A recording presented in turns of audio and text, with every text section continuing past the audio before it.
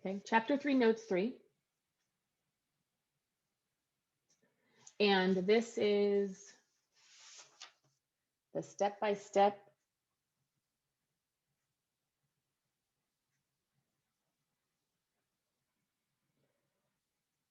decision-making process. If you're just writing right on the Google Classroom, it's already on there, on the Google Doc. Decision-making process.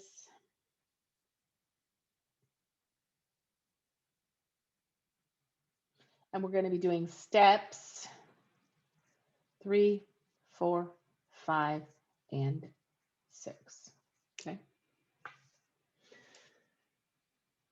Now, if you are handwriting, clearly and obviously you would not be using a yellow pen, using something like a blue or a black pen. Okay. Typing into the Google Doc directly, use black or blue is fine. We don't have the red rule when it's a blank document. The red and the blue only is for the non-blank documents. You know, they gave us a document and it's trying to make it clear. Okay, so we did step 1 yesterday, establishing the financial goals. We did step 2 yesterday, evaluate your current financial position. So now we're working on steps 3 through 6 of our financial plan. Okay. Step 3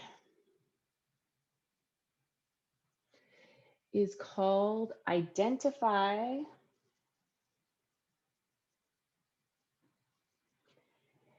and evaluate options. Sometimes words don't look right. To complete the goal. Okay.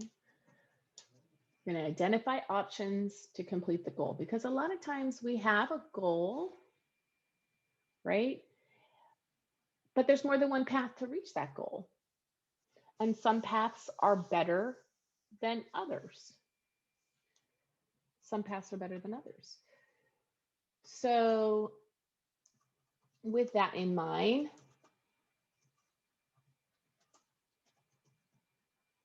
we need to look at those different paths.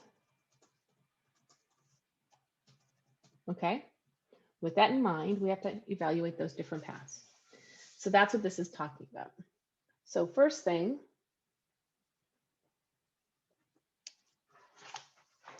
we try to think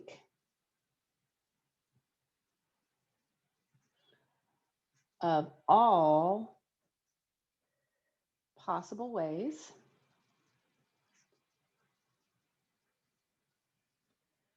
to reach your desired goal.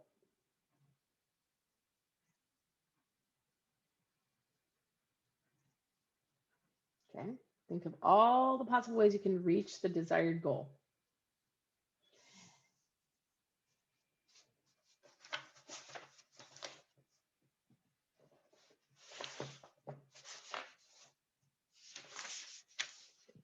And with that, they have an example of something like that in figure 3.5. So example figure 3.5 in the book. Okay. So it talks about a girl named Alicia, and it explains a goal she's planned. And then figure 3.5 talks about her options for that plan. Okay. Part of that looking at the options is make a pro and con list.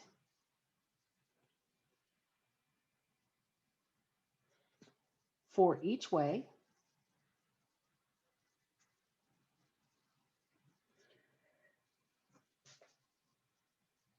Okay, that is the example for that is in figure 3.6 of the book. Okay, she had in 3.5 spelled out her possible ways to do her goal. And then in 3.6, it showed her doing her pro and con list for each of those ways. Okay, for each of those ways. Now, each of the ways is individual.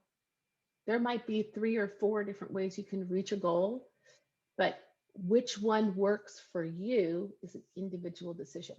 Everybody has the same pathways, but sometimes one pathway is better than the other for you. That is why you're doing the pro and con list for you on these are my different ways I could reach my goal that everybody has available to them. But this is the one that's the best for me. That one might be the best for my friend. Okay. So that's why you make the pro and con list. Okay. Now we're on step 4. Step 4, pick the best plan. Pick the best option to fulfill the plan. That's what we were just talking about. This is dependent on, this depends on your risk tolerance. Remember, we were talking about how some investments are riskier than others, but they'll make you a lot of money, right? So maybe you're not comfortable with the risk level that you'd have to take. So you don't go for that particular option, okay? So it depends on your risk tolerance and your self-discipline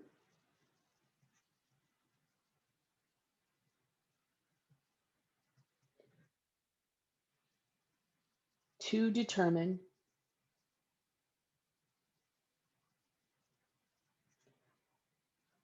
the best option for you.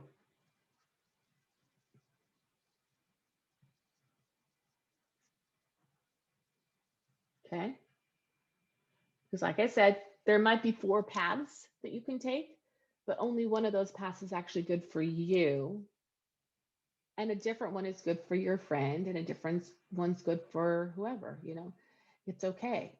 We each have our different ways to get from here to there. Okay.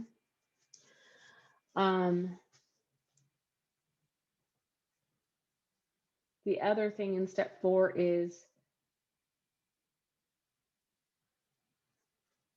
risk is the likelihood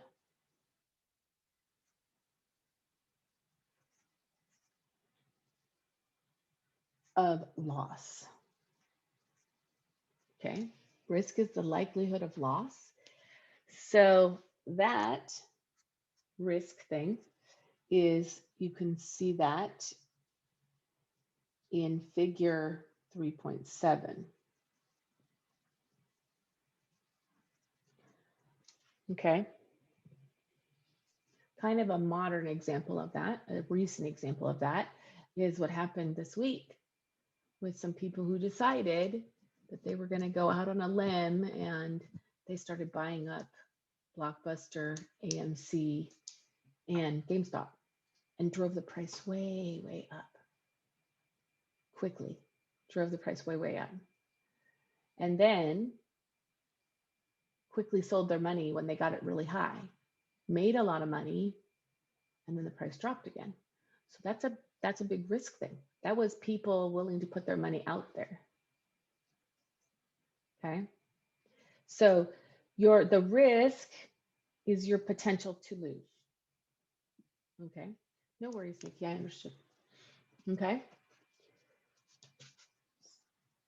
Am I keeping it centered okay?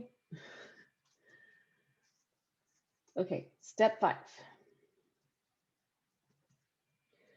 Step 5, periodically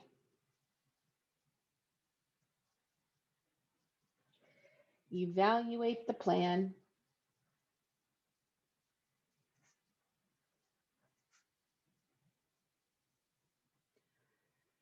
and the reason why that's important is so you can monitor your progress. So you set yourself a plan that you want to. I know one person said they wanted to buy a home. Okay. And their goal to reach that was in the next 5 years. And there are various ways you could start setting aside money and investing that money so that you can get to where you want to go. But every so often you have to check to see if you're still reaching the direction you want to. Because like I said, investments, especially in stocks and bonds, they go up, they come down. They go up, they come down. They fluctuate. And with that fluctuation, there's risk of losing money. Because if the moment you need the money, the price is down, then you might have to take a loss.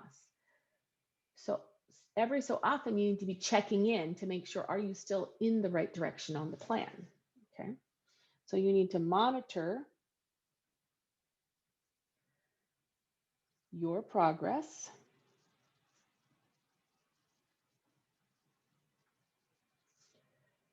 because situations change.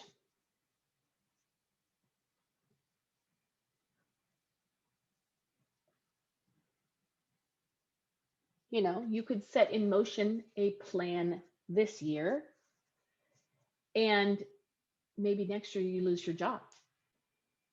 So is your plan going to be able to stay on track the same way? Maybe not. Maybe not. Okay. So you have to be monitoring the progress of these long-term plans and intermediate plans that you're putting into place to make sure that you're still striving to reach the goal. Okay. You have to watch for problems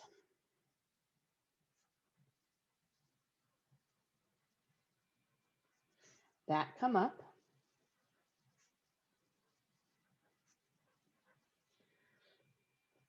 and make adjustments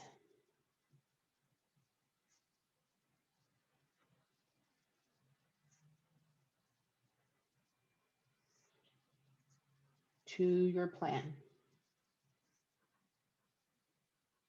Okay. So you have to be willing to be a little bit flexible. You can't have it so etched in stone that you have no wiggle room if something happens. And then step 6, revise your financial plan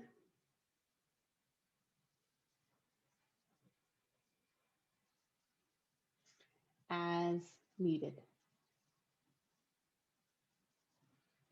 Okay. That means that you watch out and check on all the parts of the plan, short term, intermediate term,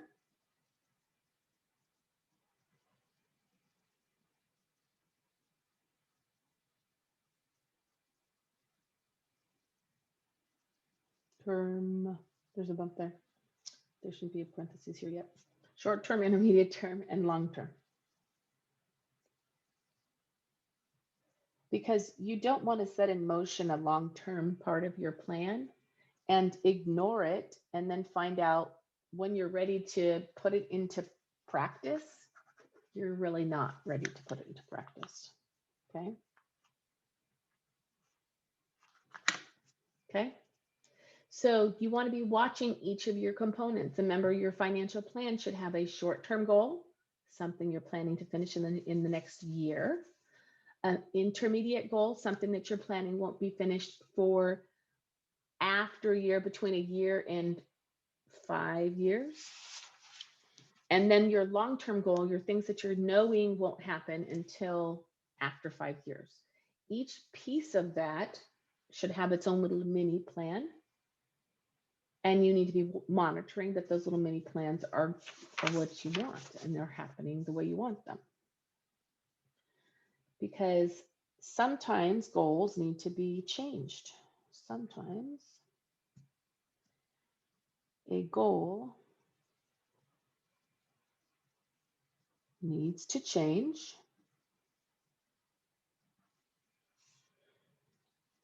And that will affect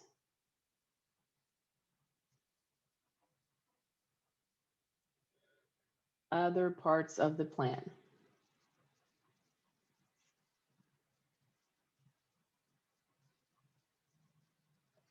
Okay, other parts of the plan. Because maybe you set something up as an intermediate goal, and it turns out you can get it done quicker. So that's changing how your long-term goal works, or how a different intermediate goal works, or even how your short-term goal worked.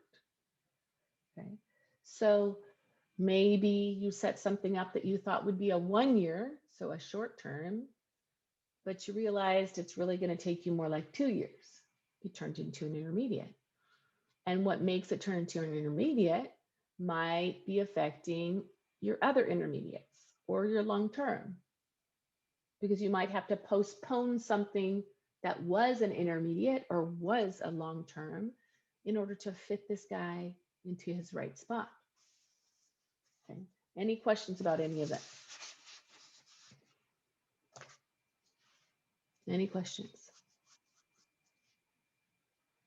Now, am I expecting you to put those figures in your notes?